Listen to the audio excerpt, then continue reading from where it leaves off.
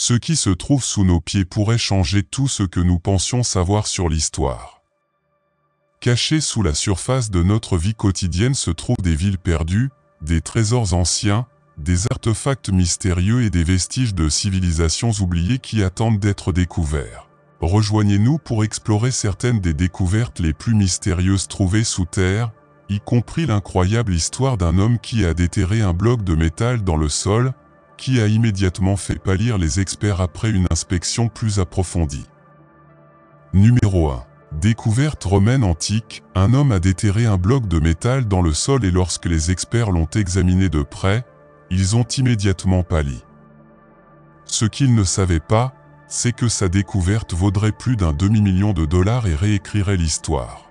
En 2009, un agriculteur allemand de là-haut était probablement en train de s'occuper de ses terres lorsqu'une équipe de fouilles est tombée sur quelque chose d'étrange, une gigantesque tête de statue en bronze enfouie dans le sol.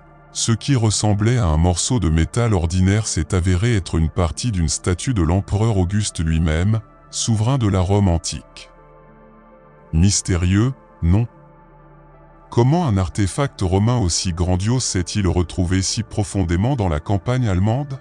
C'est là que cela devient encore plus surprenant. Les experts ont daté la pièce d'il y a près de 2000 ans, et lorsque les évaluateurs l'ont examinée de plus près, ils l'ont évaluée à 1,8 million de dollars. Dans un premier temps, le fermier recevait une petite récompense, presque injuste pour un trésor d'une telle envergure.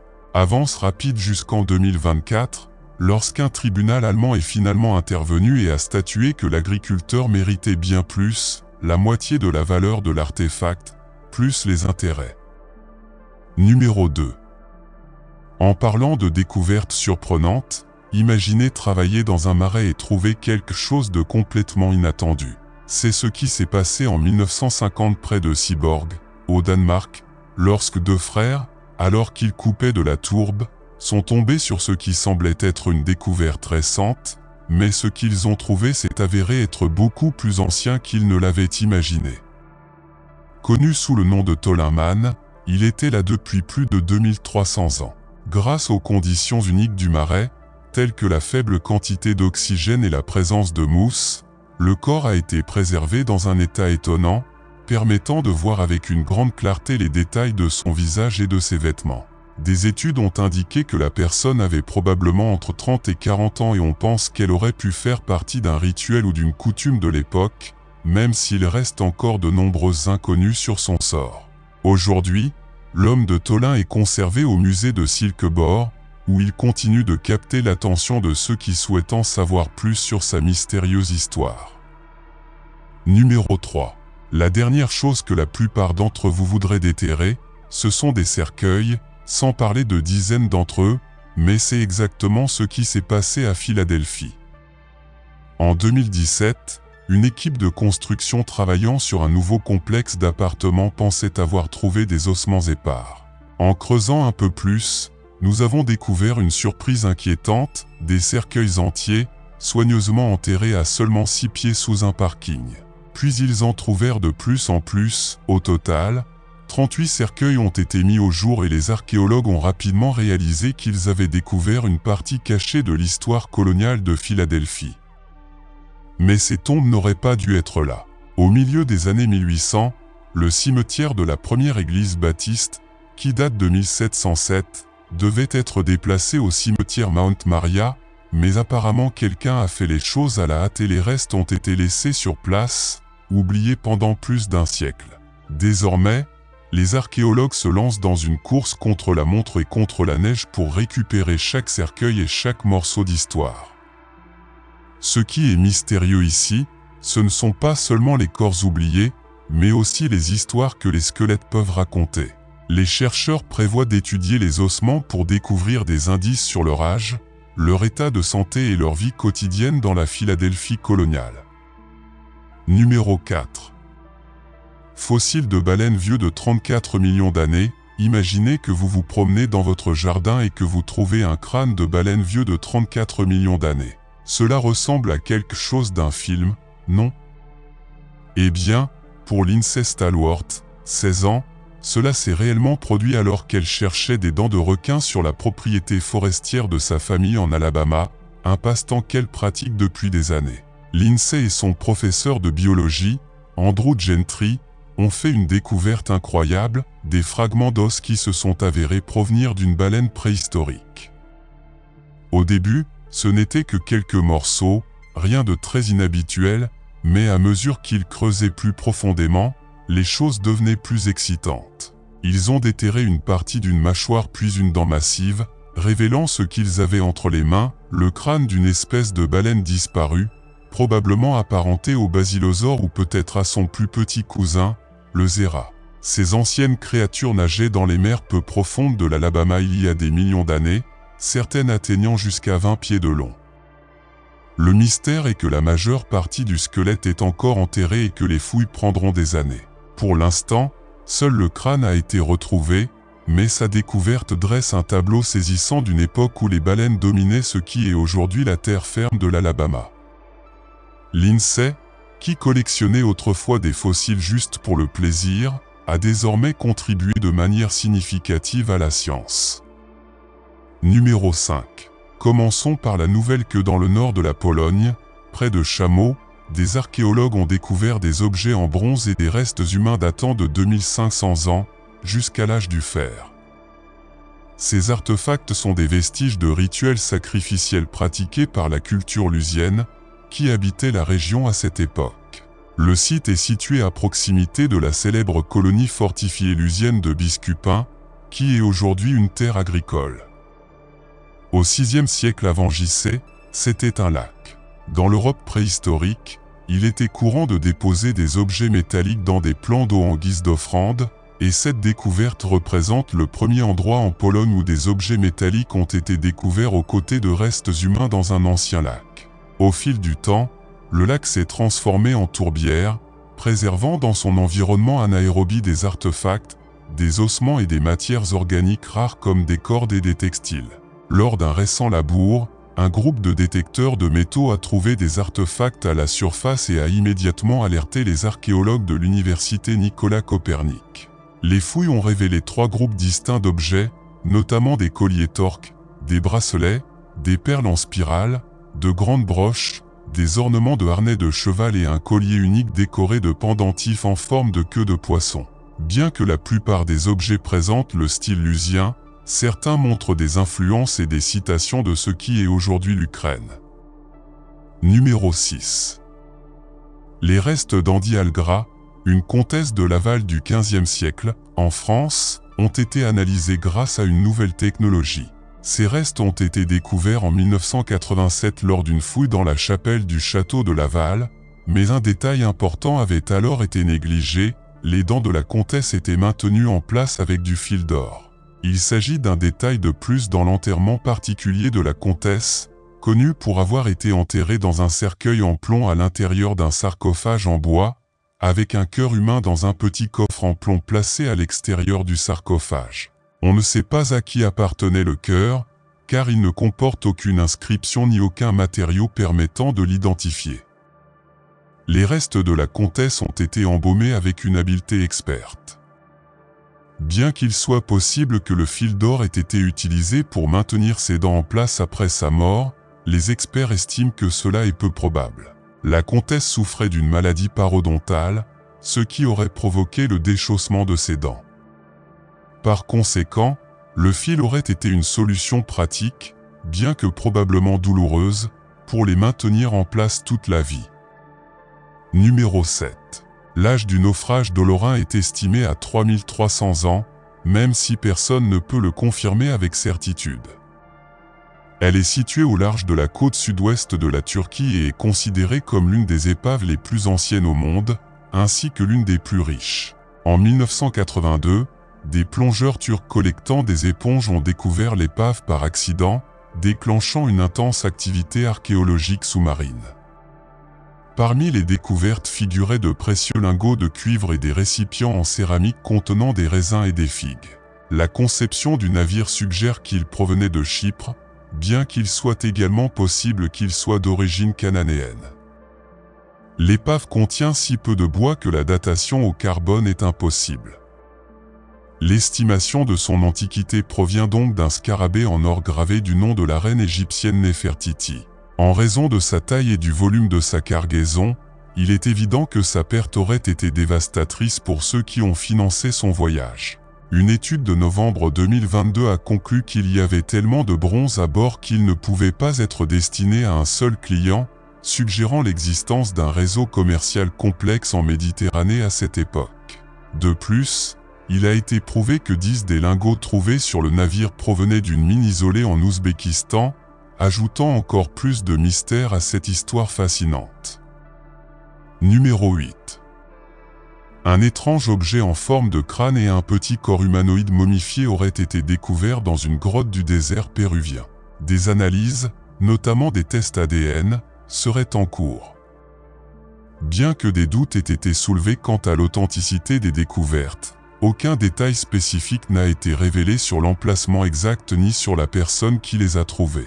L'auteur Brian Forrester, qui prétend avoir découvert ces objets, apparaît dans une vidéo YouTube et sur son site internet expliquant son intention de les examiner. Il décrit le crâne comme étant composé d'un matériau semblable à un os, avec une peau, des yeux non humains rappelant ceux des amphibiens ou des reptiles, et une petite bouche, apparemment impropre à l'alimentation. Il exprime sa surprise et ses doutes quant au fait que les spécimens soient des faux. La prétendue découverte a suscité de l'intérêt et des spéculations au sein de la communauté des passionnés d'OVNI, même si les critiques restent sceptiques.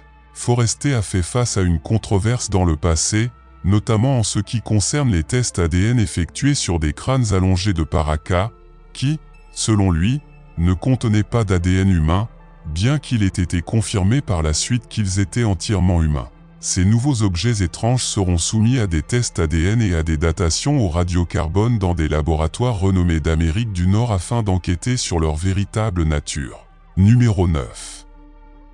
En mai 2023, des archéologues israéliens ont confirmé la découverte d'un dossier financier vieux de 2000 ans sur le chemin des pèlerins, situé dans la cité de David, à Jérusalem. Cette découverte met en lumière les activités commerciales durant la période du Second Temple. L'autorité israélienne des Antiquités a révélé que la petite tablette de pierre servait probablement de reçu ou d'instruction de paiement, offrant des informations précieuses sur la vie quotidienne des habitants de la ville à cette époque. L'inscription comprend des lignes partiellement conservées avec des noms, des lettres et des chiffres hébreux. L'une des lignes se termine par le nom Simon, suivi de la lettre hébraïque homme. D'autres lignes contiennent des symboles représentant des nombres, certains accompagnés des lettres mem et or, utilisées respectivement comme abréviation pour l'argent et les trimestres. Bien que des inscriptions similaires aient été trouvées à Jérusalem et à Beth-Shemesh, c'est la première découverte à l'intérieur des limites de l'ancienne Jérusalem à cette époque. La tablette a été taillée dans une dalle de calcaire qui servait probablement à l'origine d'ossuaire, suggérant la possibilité d'un commerce ou d'un artisanat local. Le chemin des pèlerins, comme son nom l'indique, était un itinéraire crucial tant pour les pèlerins que pour les activités commerciales. Cette découverte souligne l'importance de cette route dans le récit historique de Jérusalem et approfondit notre compréhension de l'économie et de la vie quotidienne à l'époque du Second Temple. Numéro 10. L'appartement de la Tour Eiffel est l'un des monuments les plus emblématiques du monde, situé à Paris, en France. Si la plupart des gens connaissent la tour pour son architecture impressionnante et sa vue panoramique sur la ville, peu savent qu'elle abrite un petit appartement privé au 3e étage. Cet appartement a été construit par Gustave Eiffel, l'ingénieur qui a conçu la tour, comme un espace personnel et exclusif. C'est une suite avec un salon, une cuisine et une salle de bain. Eiffel utilisait cet appartement pour recevoir des invités spéciaux, des scientifiques et des personnalités de son temps. Parmi les visiteurs les plus célèbres de l'appartement figurait l'inventeur Thomas Edison. L'appartement est modestement décoré et conservé tel qu'il était à l'origine, avec des meubles et objets d'époque. Aujourd'hui, c'est devenu une attraction touristique qui permet aux visiteurs de se faire une idée de la vie d'Eiffel et d'apprécier la vue depuis leur point de vue privé. Contrairement au reste de la tour, l'appartement n'a pas été conçu pour le grand public, ce qui en fait une partie très exclusive et spéciale de la Tour Eiffel. Numéro 11. Le pont Racco-Bruck, également connu sous le nom de pont du Cercle, est un pont historique situé dans le parc Krömel, en Allemagne, près de la frontière avec la Pologne. Il a été construit au XIXe siècle, entre 1860 et 1861, par le prince Friedrich Germain. Ce pont est célèbre pour sa conception architecturale unique car il s'agit d'un mince pont en arc de basalte qui forme un cercle parfait avec son reflet dans l'eau en contrebas. Le pont est situé au-dessus d'un petit lac et sa conception vise à créer une superbe illusion d'optique. Lorsque l'eau est calme, le reflet du pont dans le lac crée un cercle complet, ce qui en fait un lieu très photogénique et attractif pour les touristes et les photographes. Malgré son apparence fragile, le pont est suffisamment solide pour supporter le poids des personnes qui le traversent. Bien qu'il soit actuellement interdit de s'y promener pour préserver sa structure, Racco-Bruck est un chef-d'œuvre de l'architecture paysagère et fait partie d'un parc plus vaste qui comprend des jardins et des éléments architecturaux supplémentaires. Le parc est une destination touristique populaire et le pont est l'un des endroits les plus photographiés en raison de sa beauté unique. Numéro 12. À la pointe sud de la péninsule égyptienne du Sinaï se trouve un cinéma abandonné surnommé « Le cinéma du bout du monde », un spectacle silencieux et étrange. Un drone a fait par hasard cette découverte effrayante aux portes du désert. Ce cinéma en plein air n'a pas encore vu sa première, ses 700 sièges, usés et vétustes, languissent au milieu du vent hurlant du désert. Il a été construit par l'idole française Idol à la fin des années 90, mais a subi une panne de courant la nuit où il était censé être présenté. Personne ne sait ce qui n'a pas fonctionné, mais certains affirment que les autorités locales n'étaient pas enthousiasmées par la perspective d'une salle de cinéma au milieu du désert et qu'elles étaient responsables du dysfonctionnement du générateur. Avec sa conception visionnaire et son emplacement unique, le cinéma a un immense potentiel pour redevenir un repère culturel et un lieu de rassemblement pour un public en quête d'expériences immersives. Numéro 13. Niché au milieu de la nature sauvage de l'Australie occidentale se trouve le lac Illier, avec sa couleur rose énigmatique qui captive tous ceux qui le voient. Les couleurs vibrantes de ce lac salin offrent un spectacle fascinant sur fond de végétation luxuriante. Sa tonalité particulière est attribuée à la présence de micro-organismes tels que Dunaliella salina et Allobacteria, qui prospèrent dans la forte salinité de l'eau. Contrairement à d'autres lacs roses qui tirent leur couleur des proliférations d'algues saisonnières, la teinte rose distinctive du lac Illier reste constante, défiant les explications conventionnelles. Malgré son emplacement éloigné sur l'île du Milieu dans l'archipel de la Recherche, le lac Illier a retenu l'attention du monde entier, attirant des visiteurs curieux et des chercheurs désireux de découvrir ses secrets. Alors que les drones glissent sans effort sur sa surface brillante, ils capturent non seulement son étonnante beauté, mais aussi l'essence de son caractère unique, perpétuant ainsi sa légende comme l'un des phénomènes naturels les plus extraordinaires. Numéro 14. Platon a utilisé l'histoire de l'Atlantide comme une parabole pour transmettre ses idéologies, de la même manière que le film Avatar met en garde contre le racisme et la cupidité des entreprises. L'Atlantide a été décrite comme une terre divisée en zones d'eau et de terre, un arrangement qui coïncide avec l'œil du Sahara. Aujourd'hui, les montagnes adjacentes étaient considérées comme sacrées et symbolisaient le divin. Les rivières et les lignes d'eau qui traversent l'œil sont visibles sur les photographies satellites. Des artefacts anciens tels que des coques de navires, des planches de surf et des lances ont été découverts à l'intérieur et à l'extérieur de la structure Risha, dont on estime qu'il remonte à l'ère Atlante. Même si Solon et Platon étaient respectés pour leur intégrité, l'histoire de l'Atlantide a fait l'objet de controverses. Étonnamment, les pages liées à l'Atlantide, à l'œil, au roi Atlas et au dieu Poséidon sont bloquées sur Wikipédia et d'autres sources. Cela pose la question de l'omission de cette croyance généralement admise, à l'image de la ville de Troie, considérée comme un mythe jusqu'à sa découverte. Davantage de preuves doivent être examinées avant d'affirmer avec certitude que l'œil du Sahara est le site de l'Atlantide. Numéro 15. Il y a plus de 100 millions d'années, Une explosion au Sahara a donné naissance à l'énigmatique œil du Sahara. Ce phénomène s'est formé lorsque la roche en fusion a provoqué l'effondrement du calcaire, formant une roche appelée brèche. Au fil du temps, l'érosion a complété le processus, créant l'œil du Sahara avec ses anneaux concentriques. Ce repère géologique se détache au milieu du désert de sable.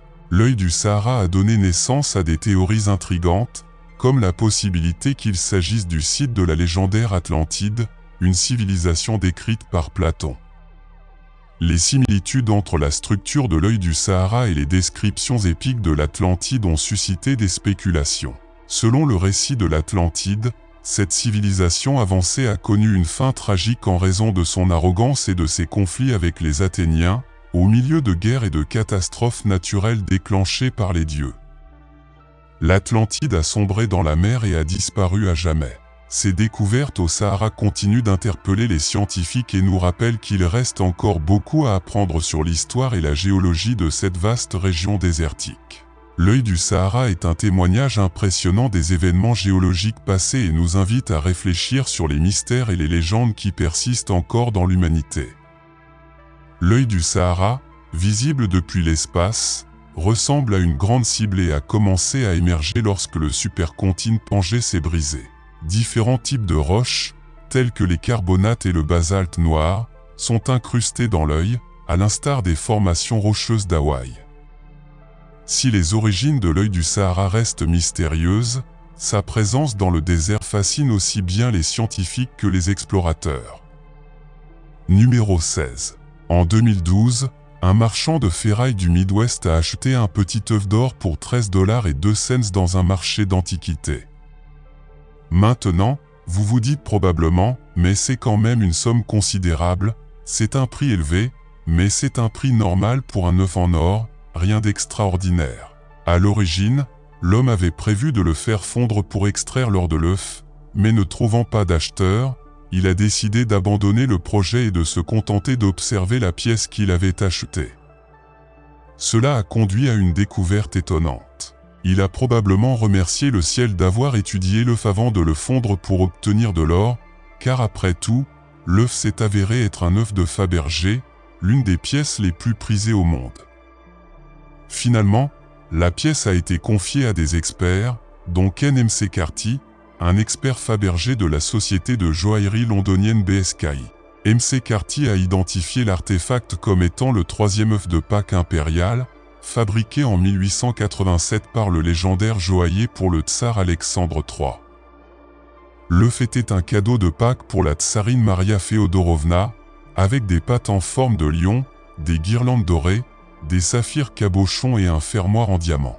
À l'intérieur de l'œuf se trouvait une montre de la marque d'Acheron Constantin, ce qui rendait la pièce encore plus précieuse. Inutile de dire que la pièce avait de la valeur, et par valeur, j'entends qu'elle valait plus de 2000 fois son prix d'origine. Cet œuf était évalué à 33 millions de $, ce qui en fait l'un des rares œufs impériaux survivants. Le ferrailleur, qui a souhaité rester anonyme, a été naturellement surpris, il possédait involontairement un morceau de l'histoire royale valant des millions. L'œuf a finalement été vendu par l'intermédiaire de BSKI à un collectionneur privé. Numéro 17. Charlotte Brontë est l'une des figures les plus reconnues de la littérature. Elle est née le 21 avril 1816 et ses écrits ont fait d'elle une figure clé de l'histoire, ses livres étant considérés comme des classiques littéraires célèbres.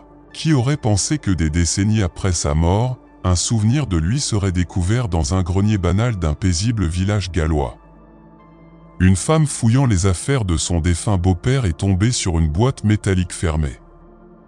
Après avoir essayé d'innombrables clés, il réussit finalement à ouvrir la boîte pour révéler une seule bague. À première vue, la bague semblait ordinaire, mais une inspection plus approfondie révèle une inscription, c'est Brontë, et la date, 31 mars 1855, jour de la mort de Charlotte. Avec cette inscription, l'importance de la bague était confirmée. Cette bague, bien que inhabituelle pour nous aujourd'hui, était courante à l'époque victorienne. Il est connu sous le nom de « bijou de deuil », Une pièce que les personnes en deuil et leurs proches peuvent garder ou porter pour garder près d'eux quelque chose de leurs proches décédés. Malgré son âge, la bague elle-même ne vaudrait qu'environ 25 $, mais avec son lien avec Charlotte Brontë, sa valeur dépasserait facilement les 226 000 $. Numéro 18. Voici une gemme si rare qu'un seul exemplaire a été découvert jusqu'à présent. Les diamants ont peut-être de la valeur, mais le capt est le matériau le plus rare au monde. Le capt est un minéral transparent de couleur rouge orangé. Son apparence n'a rien d'extrêmement extraordinaire, mais sa composition est incroyablement unique.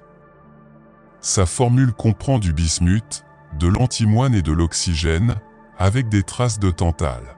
Le bismuth étant un élément lourd, ce petit bijou possède une densité impressionnante, plus de 8 fois celle de l'eau. La manière dont ce minéral se forme reste un mystère. Cependant, les chercheurs pensent que le capt se forme dans des circonstances spécifiques impliquant le refroidissement et la cristallisation de roches en fusion hautement concentrées. Cet incroyable minéral a été découvert dans la région de Mok au Myanmar, un lieu déjà célèbre pour ses rubis et saphirs. Il a été découvert par des chasseurs de saphirs dans un ruisseau et est d'abord passé inaperçu. Ce n'est que lorsque le docteur Chatu, un minéralogiste birman renommé, a découvert cette gemme inhabituelle sur le marché. Son œil vif et son expérience ont conduit à l'identification du capt, qui a été officiellement reconnu par l'Association minéralogique internationale en 2015. Aujourd'hui, le seul spécimen connu de ce matériau rare se trouve au musée d'histoire naturelle de Los Angeles. Un autre spécimen n'a pas encore été trouvé.